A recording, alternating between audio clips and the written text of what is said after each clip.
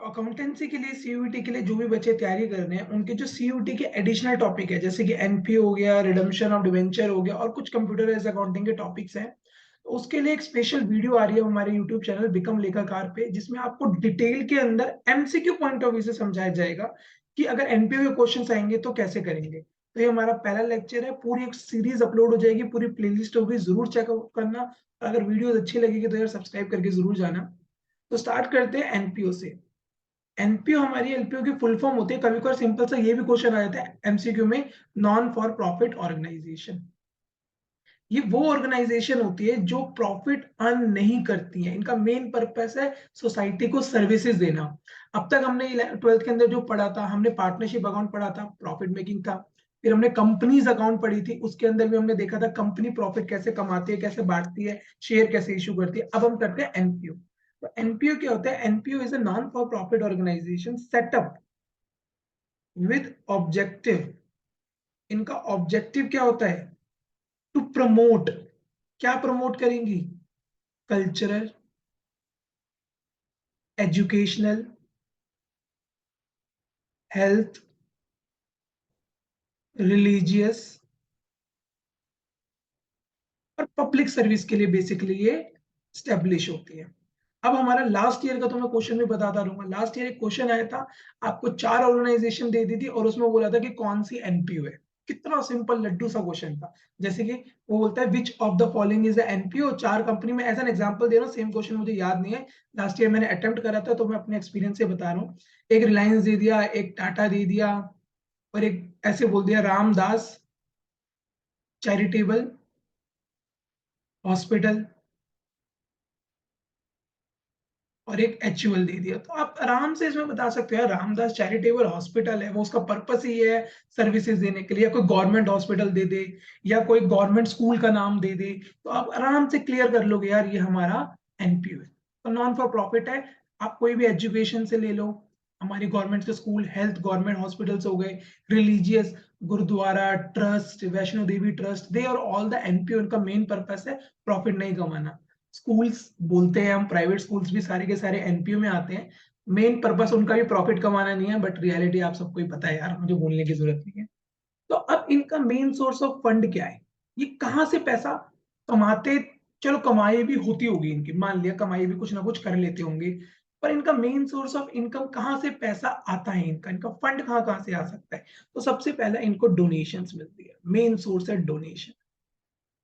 फिर इनको ग्रांट्स मिलती है, ग्रांट्स गवर्नमेंट कभी कभार इनको पैसा दे देती है किसी चीज के लिए, गवर्नमेंट से इनको पैसा रेज करना होता है, वो पैसा रेज कर लेते हैं। देन सबसे मेन इनके इंपॉर्टेंट जो फीस है ना, वो होती है सब्सक्रिप्शन। ये जो चैप्टर है ना, अराउंड 50% रिवॉल्व करेगा सब्सक्रिप्शन के। जिस बंदे को सब्सक्रिप्शन समझ आ गया, लाइव जिंगा लाला, उसको पूरा चैप्टर खत्म हो जाएगा। उसका सब्सक्रिप्शन यानी सबसे हार्ड टॉपिक है इस चैप्टर के अंदर, और 50% एरिया कवर कर ले, और क्वेश्चन भी सब्सक्रिप्शन से ही आना होता है। तो सब्सक्रिप्शन इनकी बेसिक इनकम होती है। सब्सक्रिप्शन क्या होती है? जो मंथली बेसिस पे ये लोग चार्ज करते हैं। जैसे कि मैगजीन के आप लोग सब्सक्रिप्शन लेते हो, आप लोग नेटफ्लिक्स के सब्सक्रिप्शन लेते हो। अब नेटफ्लिक्स तो प्रॉफिट मेकिंग है। एनपीओ में भी जैसे आपने कोई क्लब ज्वाइन करा, स्पोर्ट्स क्लब, उसमें फीस हो गई सब्सक्रिप्शन, जो आप मंथली पे करोगे, क्वार्टरली पे कर लोगे, ईयरली पे करोगे। कोई मैगजीन लगवा ली एनपीओ की, उसकी आपके सब्सक्रिप्शन देनी है क्वार्टरली बेसिस पे, तो उसको कहते हैं सब्सक्रिप्शन। एंट्रेंस फीस, इनके एंट्रेंस फीस भी एक इनकम होती है। एंट्रेंस फीस क्या हो गया? जैसे कि मेरा कोई क्लब है जिसमें मैं स्पोर्ट्स खिलवाता हूँ, और उसमें बहुत बड़ा ग्राउंड है, and that I build for non for profit organization, ताकि बच्चे यहाँ पे खेल सकें।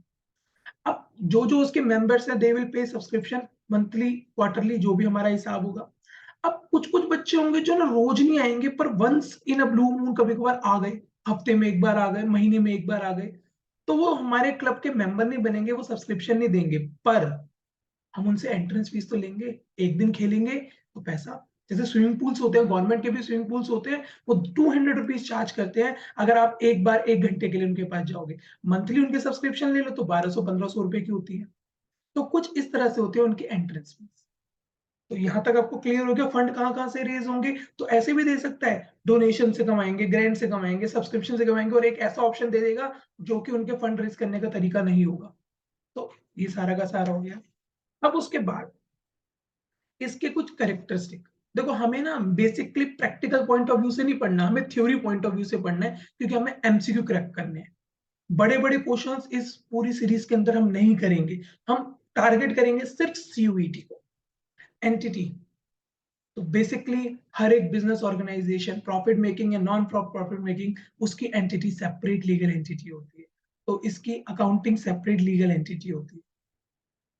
सेपरेट लीगल एंटिटी समझते हो? नहीं समझते तो मैं बता देता हूँ। सेपरेट लीगल एंटिटी का मतलब business and businessman both are separate legal entities, and we prepare the books from business point of view, not from the businessman point of view। 11 separate legal entity या business entity concept बोलते थे, इसे याद करो। तो अब देखो, हमने कहा भाई बिजनेस और बिजनेसमैन दोनों अलग हैं, हम बिजनेस की किताब बनाएंगे, बिजनेसमैन की नहीं बनाएंगे। बिजनेसमैन पिज्जा खा रहा है, अरे वो थोड़ी रिकॉर्ड करेंगे, बिजनेस की किताबें रिकॉर्ड करेंगे। अगर आपको केस करना है, रिलायंस कंपनी पे केस करना है, आप अंबानी को केस करोगे क्या? नहीं, आप रिलायंस कंपनी के ऊपर केस करोगे। ठीक है। अगर मुझे कोई ऐसी कंपनी ले लो, सपोज करो बाटा, अपनी इंडियन कंपनी ले लो, अब उसके मालिक का भी नाम नहीं पता मुझे तो, बट मुझे अगर केस करना होगा तो मैं बाटा कंपनी पे करूंगा। वो company is a separate entity. Same goes with NPO. NPO की एक अलग पहचान होगी, सेपरेट एंटिटी होगी उसकी। देन पर्पस, इसका पर्पस क्या है? अभी हमने ऊपर देखा था, इसका पर्पस है प्रमोट करेगा कोई कल्चर, कोई एजुकेशन। कोई कल्चर करने के लिए हो जाते हैं ना, जैसे कि साउथ साइड का कोई कल्चर है उसको प्रमोट करना है, हमारे हिंदू का कोई कल्चर है उसको प्रमोट करना है, कोई मुस्लिम ग्रुप है उनका कोई कल्चर है जो प्रमोट करना है, तो उसके लिए बनते हैं। जैसे अभी अम्बेडकर जयंती गई है थोड़े टाइम पहले, तो लोगों ने बहुत ज्यादा प्रमोट करा था उसको, तो वो कल्चरल प्रमोशन हो गई। ठीक है। हमारी संस्कृति का प्रमोट करना, हेल्थ का प्रमोट करना, रिलीजियस का करना, ये सब इनका पर्पस होता है। ओनरशिप, ओनर कौन होता है इसका? कोई ओनर नहीं होता। These are the charitable trust. कोई ओनर नहीं होता, it belong to society, society की होती है। इसकी जो मैनेजमेंट्स होती हैं, इसके जो मैनेजमेंट होती है वो ट्रस्टीज होते हैं। आपके स्कूल्स होते हैं ना, उसके ट्रस्टीज होते हैं या मैनेजिंग कमेटीज होती हैं, तो इनको वो मैनेज करता है। पार्टनरशिप में पार्टनर करते थे कंपनीज में, बेसिकली कंपनी के जिनके पास सबसे ज्यादा सीईओ हो गए, डायरेक्टर्स हो गए, जिनके पास सबसे ज्यादा शेयर्स होते हैं, वो करते हैं। यहाँ पर ट्रस्टीज बना जाते हैं। Profit is not the objective, ये तो साफ ही लिखा है, एनपीओ है तो नॉट फॉर प्रॉफिट ऑर्गेनाइजेशन है। Profit is note the motive, profit तो कमाना काम ही नहीं है। फंड्स कहाँ कहाँ से आएंगे वो मैंने आपको बता दिया। सबसे इंपॉर्टेंट है इनकी फाइनेंशियल स्टेटमेंट्स। अभी तक हमने जो प्रॉफिट मेकिंग कंपनी सीखी थी वो बनाती थी trading account, PNL account, balance sheet. ये है नॉन फॉर प्रॉफिट ऑर्गेनाइजेशन, ये बनाएगी receipt and payment account, receipt and payment account, income and expenditure account, and your balance sheet. हमें ये तीन चीजें बनानी सीखनी पड़ेगी, receipt and payment account, income and expenditure account and balance sheet. तो स्टार्ट करते हैं आज का लेक्चर में, हम सिर्फ रिसीट एंड पेमेंट अकाउंट पे फोकस करेंगे। रिसीट एंड पेमेंट अकाउंट, देखिए, रिसीट एंड पेमेंट अकाउंट आपने 11th क्लास में एक कैश बुक पढ़ी होगी, सेम वही उसका नाम रिसीट एंड पेमेंट अकाउंट। इसको हमने बोल दिया रिसिप्ट एंड पेमेंट अकाउंट।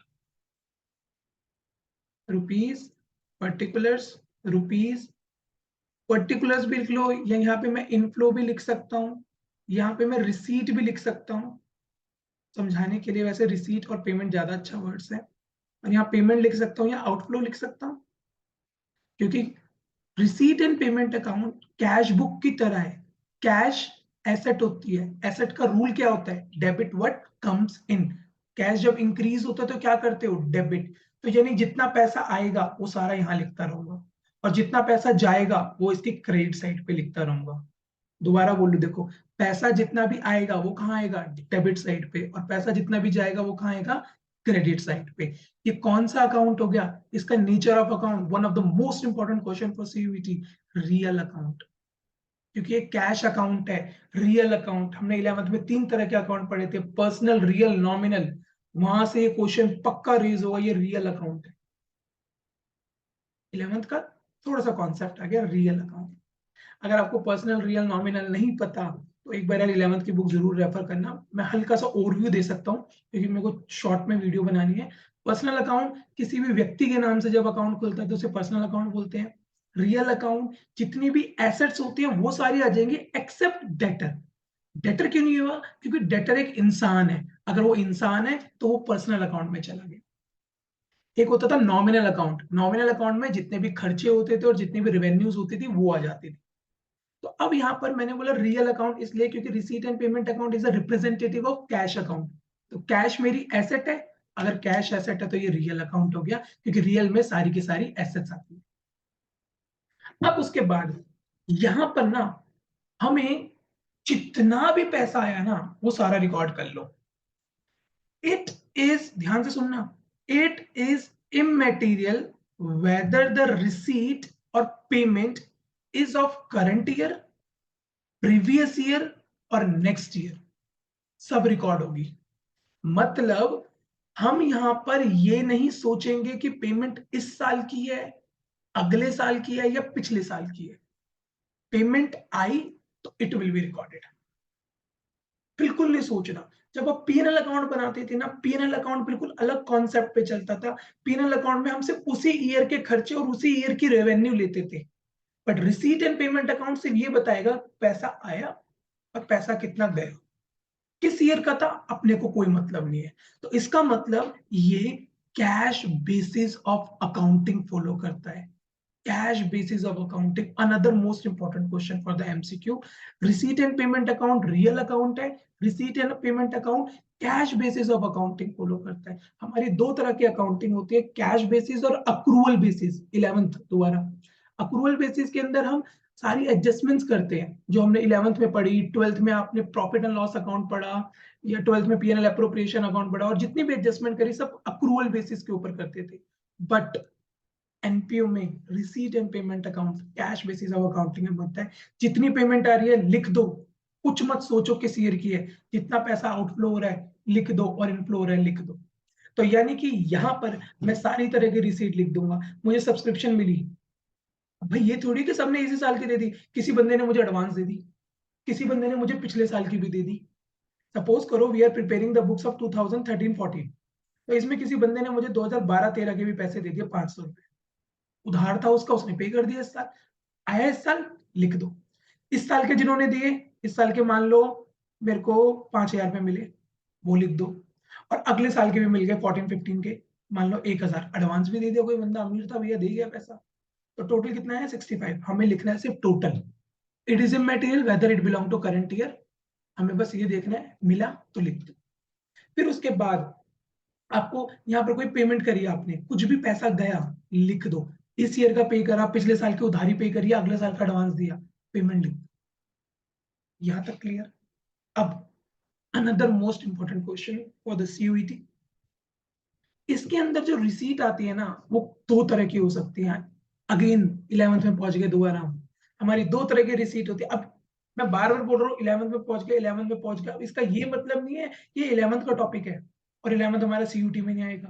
भाई 11th के कुछ ऐसे कॉन्सेप्ट्स हैं जो 12th में भी लगते हैं, तो वो 12th का ही टॉपिक का पार्ट बन गया, एनपीओ का पार्ट बन गया, थ्योरी में लिखा हुआ है। तो ये मत सोचना ये तो 11th का तो नहीं आएगा एग्जाम में। दो तरह की रिसीट होंगी, कैपिटल रिसीट और रेवेन्यू रिसीट्स। दोनों की दोनों यहां आती हैं, कैपिटल एक्सपेंडिचर और रेवेन्यू एक्सपेंडिचर, दोनों के दोनों एक्सपेंडिचर यहां आएंगे। कैपिटल एक्सपेंडिचर भी आएगा, रेवेन्यू एक्सपेंडिचर भी आएगा, कैपिटल रिसीट्स भी आएगी और रेवेन्यू रिसीट्स भी आएगी। अब सर ये क्या भला है कैपिटल एक्सपेंडिचर, ये तो भूल गए, 11th में तो कुछ पढ़ा ही नहीं था, सोचा था 12th में पढ़ लेंगे। देखो अब बेटा आओ, कैपिटल रिसीट्स वो रिसीट्स होती हैं which is not of recurring nature. ये नॉन रिकरिंग नेचर की होते हैं। नॉन रिकरिंग का मतलब ऐसा पैसा जो मुझे बार बार नहीं मिलता, अचानक से मिल गया या कभी कभार मिल गया। जैसे कि मैंने बिल्डिंग बेची थी, बिल्डिंग बेच के पैसा आया, क्या रोज आएगा पैसा? नहीं। तो वो कैपिटल रिसीट है। एक एग्जांपल लिख रहा हूं, sale of fixed assets, capital receipts.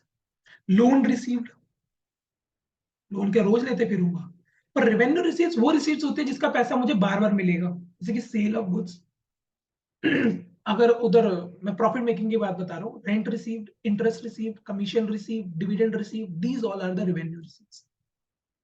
और फॉर एन एनपीओ हमारे लिए क्या एग्जांपल हो सकते हैं? सब्सक्रिप्शन रिसीट, शॉर्ट फॉर्म में लिखना subscription receipt. Entrance fees receipt, entrance fees भाई बच्चे आते रहते हैं, खेलते रहते हैं, स्विमिंग करते रहते हैं, तो पैसा आता रहता है एंट्रेंस फीस का। तो these are the revenue receipts. Capital expenditure कौन से एक्सपेंडिचर होते हैं? कैपिटल एक्सपेंडिचर आगे मैं इसकी एक लिस्ट भी दूंगा आपको, क्योंकि हमें क्या होगा basically, receipt and payment account given होता है, हमें इसमें से कैटेगराइजेशन करनी होती है।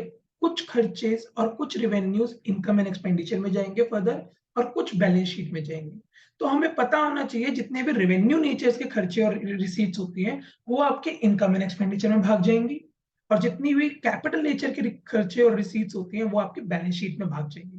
जैसे कि बिल्डिंग बेची, कैपिटल है, बैलेंस शीट को इंपैक्ट करेगी यार, ये तो नॉर्मल सी बात है। और अगर आपने परचेज ऑफ फिक्स एसेट करी तो वो भी आपके बैलेंस शीट में आके अपनी एसेट्स को बढ़ाएगा। समझ आ रहा है? और अगर यहीं पे आपने सैलरी पे करी, एनपीओ भी तो सैलरी पे करेगा ना, स्टाफ स्टाफ तो रखेगा, मजदूर वजदूर तो रखेगा, थोड़ा बहुत उनको पेजेस तो देगा, मेंटेनेंस के खर्चे होंगे, maintenance, repair.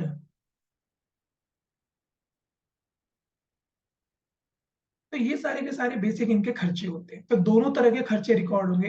Another important question, receipt and payment account में क्या कैपिटल खर्चे आते हैं? क्या कैपिटल रिसीट्स आती हैं? क्या रेवेन्यू एक्सपेंडिचर आते हैं? क्या कैपिटल एक्सपेंडिचर आते हैं? Yes, all type of expenditures and all types of receipts are recorded in here. एक इसका छोटा सा न्यूमेरिकल कर लेते हैं ताकि कॉन्सेप्ट अच्छे से क्लियर हो जाए, और कुछ नए वर्ड्स आएंगे एनपीओ से रिलेटेड वो मैं आपको साथ साथ सिखाता रहूंगा। अब एक रिसीट्स एंड पेमेंट का क्वेश्चन करते हैं। देखो, मैं रिसीट एंड पेमेंट अकाउंट बना रहा हूं प्रॉपर। देखिए, रिसीट एंड पेमेंट अकाउंट, यहां पर मैं सारी रिसीट लिख दूंगा, यहां पर मैं सारी पेमेंट्स लिख दूंगा, रुपीज, क्रेडिट, डेबिट। आइए स्टार्ट करते हैं। देखो, सबसे पहले another important question, receipt and payment account का ओपनिंग बैलेंस होता है। रिसीट एंड पेमेंट अकाउंट का ओपनिंग बैलेंस होता है। ट्रेडिंग अकाउंट का कोई ओपनिंग बैलेंस नहीं होता था, पीएनएल अकाउंट का कोई ओपनिंग बैलेंस नहीं होता था, उधर से ग्रॉस प्रॉफिट आ जाता था, उसको ओपनिंग बैलेंस नहीं बोलते, ओपनिंग बैलेंस बीडी होते हैं। बैलेंस शीट में तो बैलेंस होते ही नहीं, क्योंकि it is a statement, it is not a ledger account. तो रिसीट एंड पेमेंट अकाउंट का ओपनिंग बैलेंस होता है, क्योंकि कैश तुम्हारे पास कुछ ना कुछ पड़ा होगा। तो ये भी बहुत इंपॉर्टेंट क्वेश्चन है, लाइटली मत लेना, आते हैं MCQ. Receipt and payment account का ओपनिंग बैलेंस भी होता है और क्लोजिंग बैलेंस भी होता है, क्योंकि कैश अकाउंट है। जितनी भी एसेट्स होती हैं, जितनी भी लाइबिलिटीज होती हैं, इनका बैलेंस होता है। They are carried forward to the next year, उनको अगले साल लेके जाते हैं हम। एक्सपेंसेस और रेवेन्यूज को अगले साल नहीं लेके जाते, क्योंकि उनका बेनिफिट उसी साल में एग्जॉस्ट हो जाता है। क्या दिमाग में? रिसीट एंड पेमेंट का ओपनिंग बैलेंस होगा कैश और bank, 50,000 and 60,000, and we have a total balance of 1,10,000। Asset है, एसेट का डेबिट बैलेंस होता है, देखो मैंने डेबिट साइड में टू बैलेंस बीडी करके लिख दिया। अब जो जो पैसा मिला वो रिसीट में लिखते रहो, जो जो पैसा दिया पेमेंट में लिखते रहो, खत्म क्वेश्चन, क्लोजिंग बैलेंस आ जाएगा, कुछ मुश्किल नहीं है। देखो, subscription received to subscription.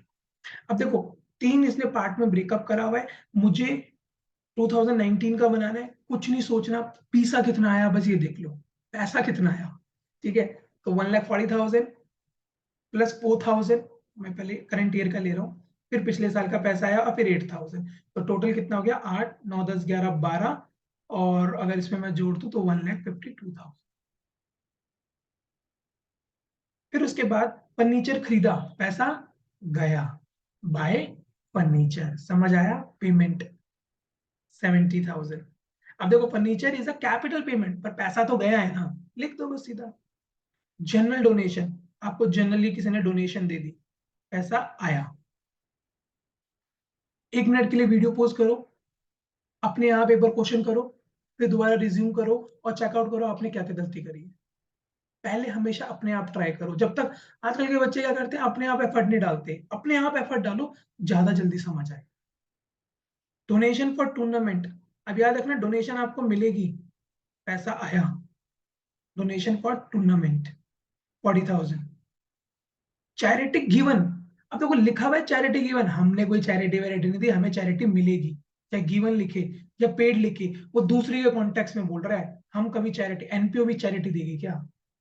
Match expenses, आपने मैचेस करवाए होंगे, उसके खर्चे हुए होंगे, payment, salary the, by salary.